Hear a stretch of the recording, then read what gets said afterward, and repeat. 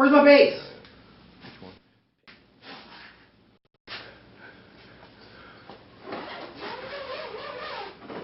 My name's Ino. I'm a do-it-yourselfer, and this is what Ino does. Today I got the bass guitar that my student gave to me, said it wasn't working. She's got a concert in a couple days, and I want to get it fixed, so let's find out what's wrong with it. It's a Washburn guitar, nice finish. We're going to work on it. So first, I've tested it out. It's not working, so I'm going to take out this back plate.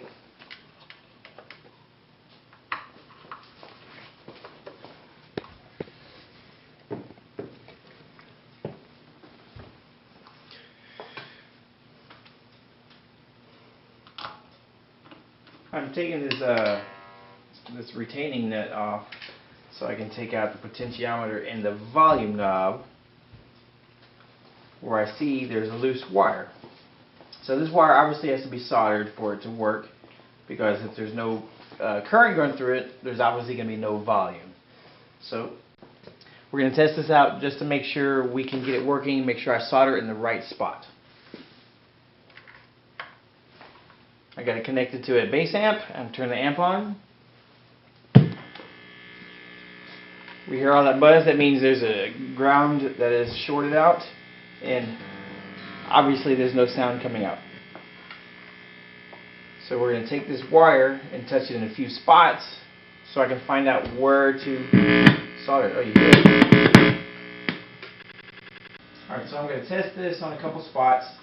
There's several different spots on this potentiometer to solder it to. So I'm going to test it just to make sure I solder it to the right place. Put it right here.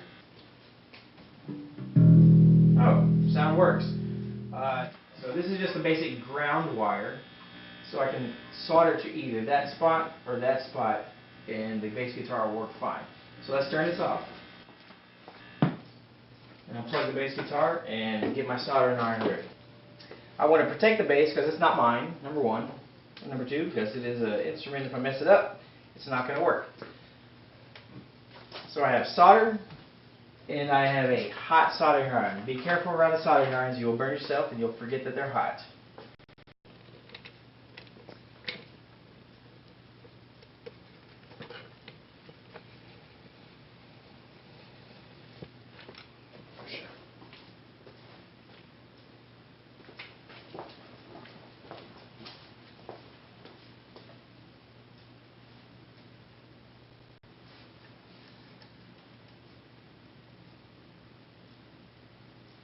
Alright, got it soldered. I don't do this often, but a handy tool is a little clip that will hold your soldering, your wire and stuff, so you can just use your hands to solder it. We'll do what we can with what we got. So let's, since this is soldered, let me test this out before I close everything back up and make sure everything is done correctly. So we'll plug this back up before I turn on the amp. That way I don't have any extra pop, and I don't want to blow up my amp, and I don't want to blow out any more potentiometers or my bass guitar. And turn it on.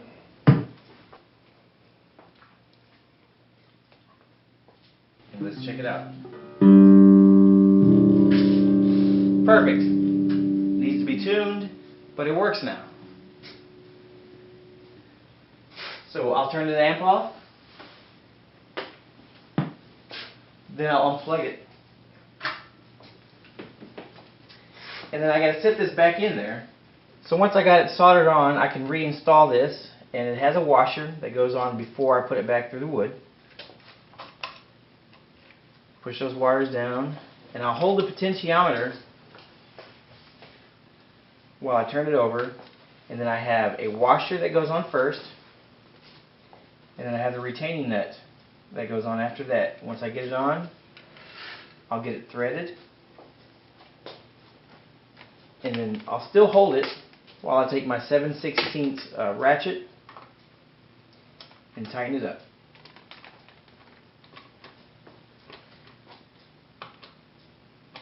Don't want to over tighten it, because this is wood and that is delicate threads. So just before I close this back up on the back, I again want to check it and make sure I didn't loosen any wires and make sure this still will work. So I'll plug it back up, and I'll turn on the amp.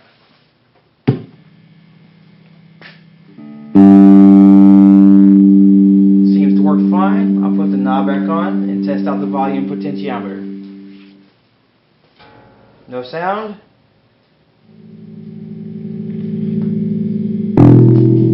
And I turn the volume all the way up.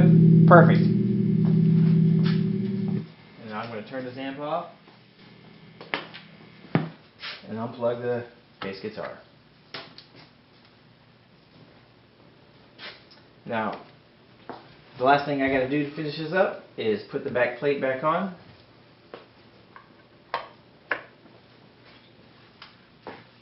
And put the screws back in.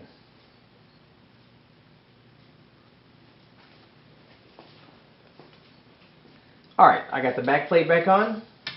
Now, just to make sure I did everything right, I didn't mess up anything while I was putting it back together, I'm going to test this again. So, I'll plug up the guitar. And then I'll turn on the amp. I have the volume all the way off.